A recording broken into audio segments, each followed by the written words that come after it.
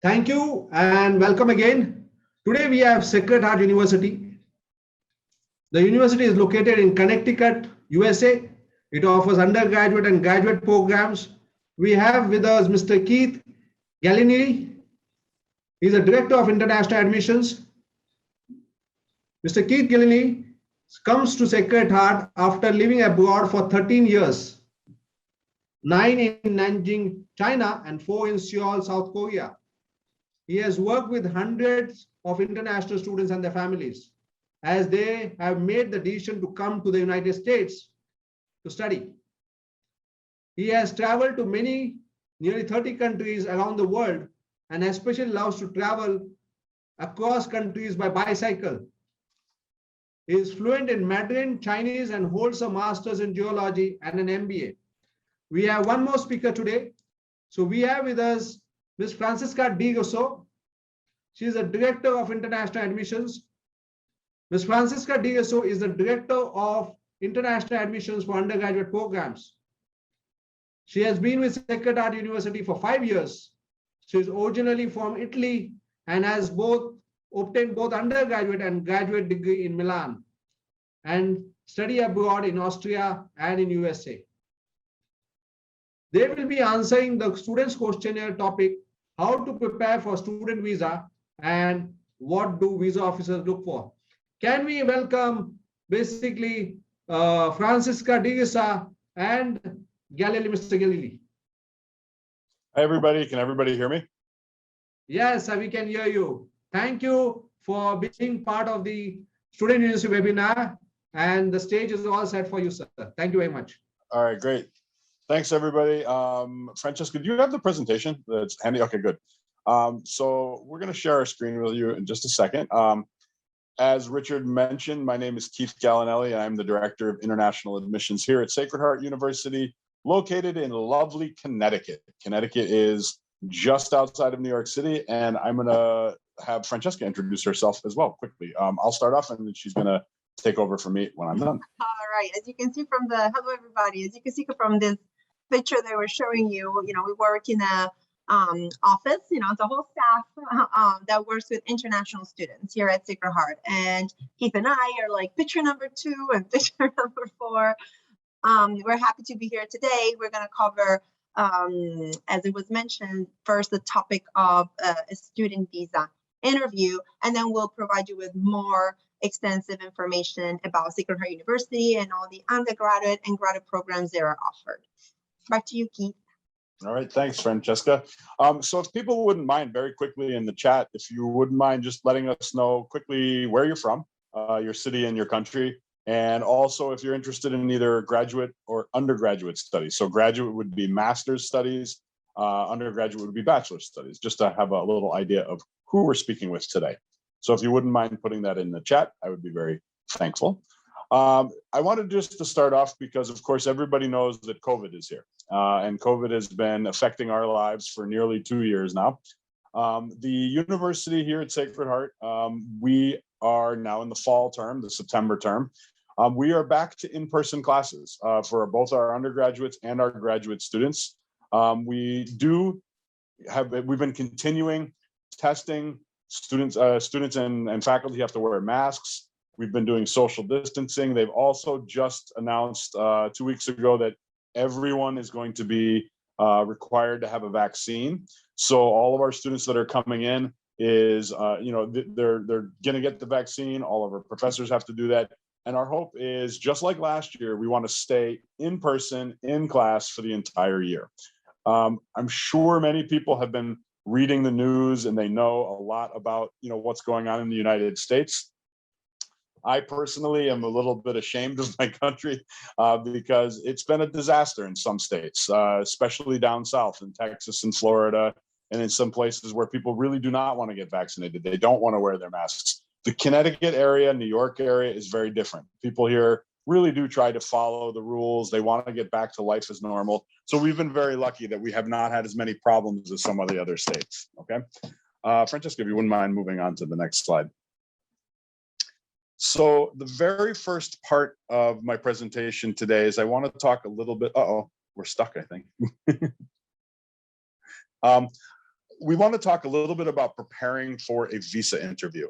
This is not going to be specific to Sacred Heart. This is going to be a little bit more general, because I do know if people want to come to the United States, they want to study, the very first step after you're admitted to a university is to get your visa, okay?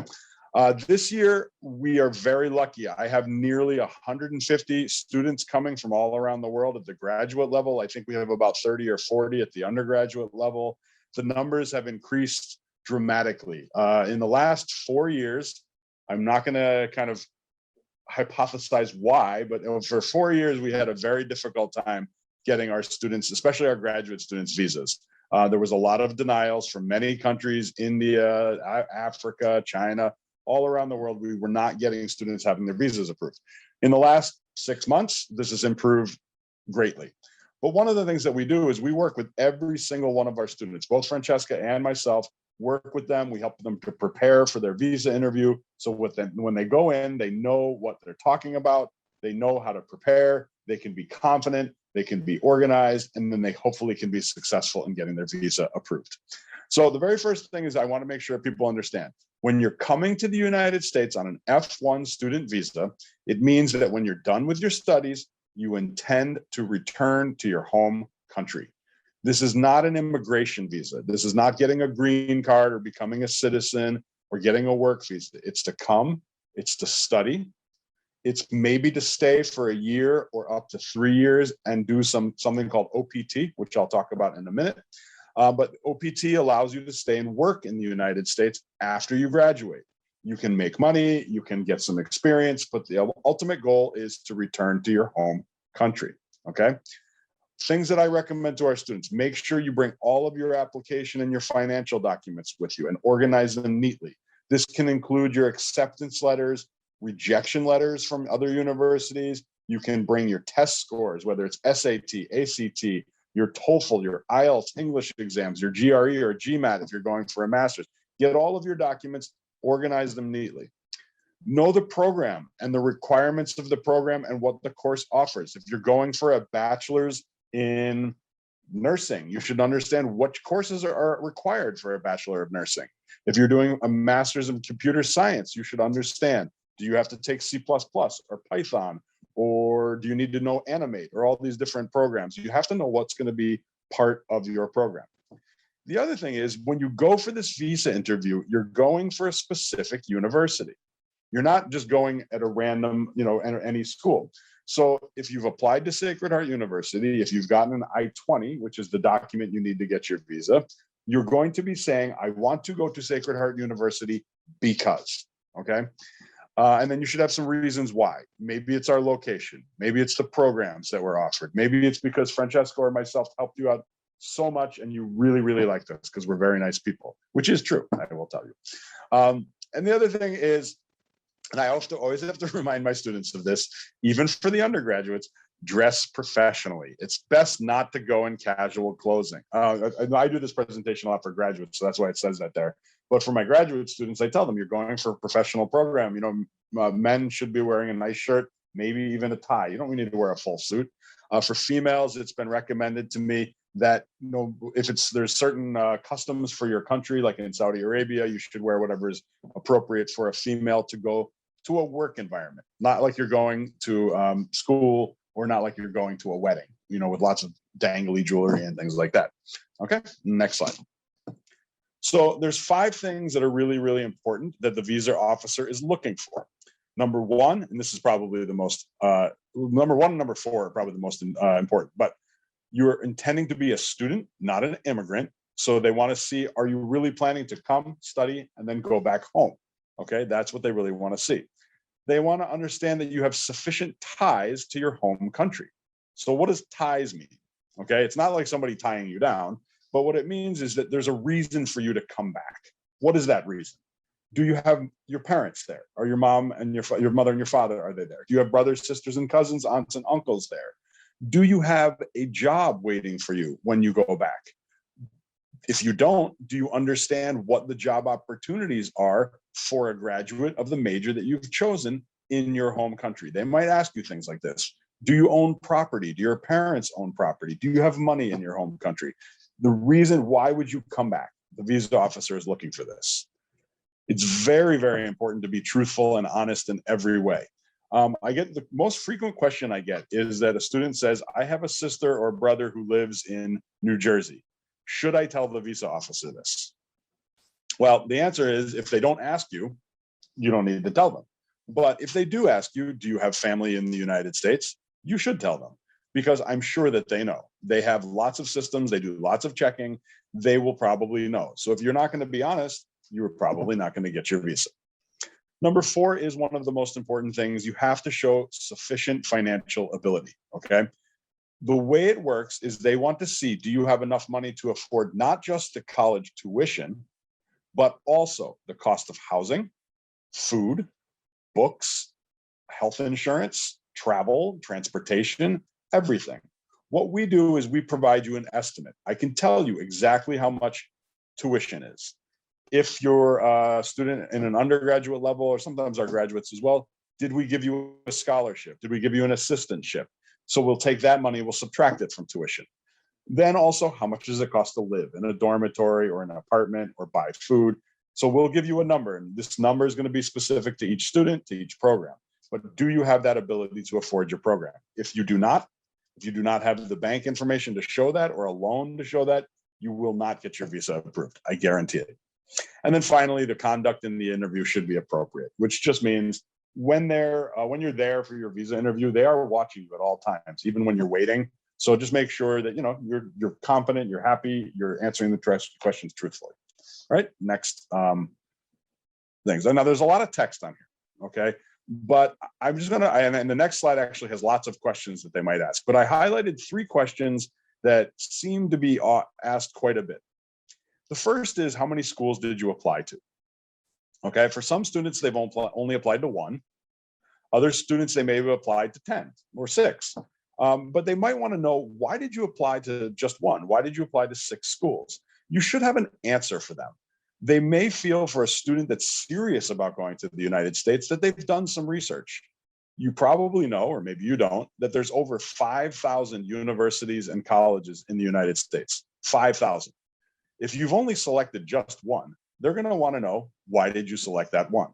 If you've selected 6, they might want to know, why did you select those 6? Was it because they're all located near the New York region where you have some family, or you have a brother that went there? Was it because this school had the program that you were looking for? There's a lot of different reasons, but you should be prepared to answer that question. Sometimes they ask, the second one in red, they ask, why did you not take an SAT, ACT, GRE, or GMAT? For those of you who don't know, an SAT and ACT is a US college admissions exam for bachelor students, undergraduate. The GRE and the GMAT are for graduate students. Sacred Heart does not require these for any students. It doesn't matter for international or domestic, they're optional. We do not require them. But the visa officer, and I've been told this by many students, they ask, why didn't you take this exam?